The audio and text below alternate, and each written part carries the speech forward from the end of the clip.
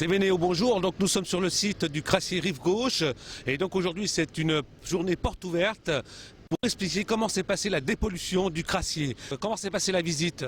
Très bien, très bien. Je disais, on a eu des commentaires de la pause de Madame Jourdain qui nous a fait le descriptif de tout le process. Et vous avez appris quelque chose en venant ici? Oui, mais j'ai appris que cette technique de dépollution par désorption thermique à 450 degrés, et puis en même temps le traitement des gaz. Vous ne regrettez pas d'être venu donc? J'étais venu pour avoir de l'information. Hein. Donc une journée intéressante. C'est intéressant.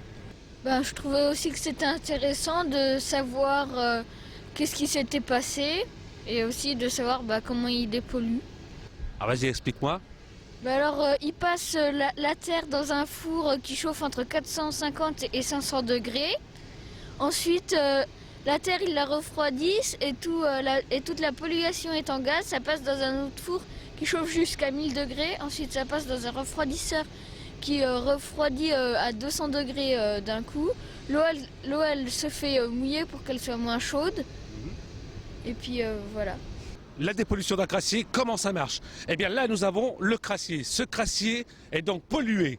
Alors une fois que les gros gravats sont concassés, voilà ce que ça donne. Donc nous avons un amas de petits morceaux de crassier, je dirais, qui va être traité dans la machine à plus de 450 degrés. Ensuite, les gravats vont aller dans ce four et pendant toute la longueur de ce four, ils vont être chauffés à 400 degrés pour pouvoir enlever la pollution. La pollution donc va se transformer en produit gazeux et les gravats qui vont sortir de ce four, eux vont être dépollués. Alors ensuite, le gaz est dépollué lui-même avant d'être envoyé dans l'air, dans cette cheminée.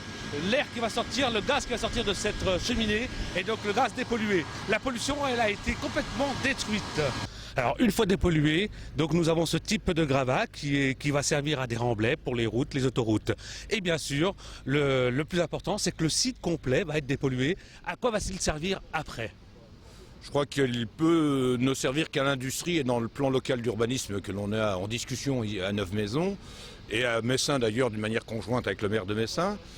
Il semble bien que ce site d'entrée de Neuve-Maisons demain avec l'entrée des sites devrait nous permettre donc de garantir une reconquête des mètres carrés pollués pour qu'ils servent à nouveau à l'industrie.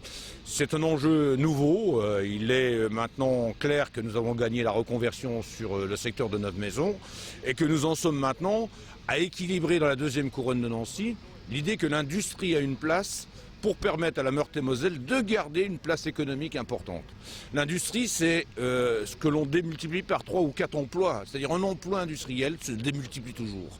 C'est donc très très important d'avoir des services, c'est très important d'avoir une diversification comme nous l'avons obtenu, mais garder ici, dans ce site de reconquête, 30 à 40 hectares qui vont devenir à nouveau raisonnablement ouverts à l'industrie, c'est un enjeu qui me va bien et qui demain, je pense, aura de bonnes nouvelles à donner aux Néodomiens.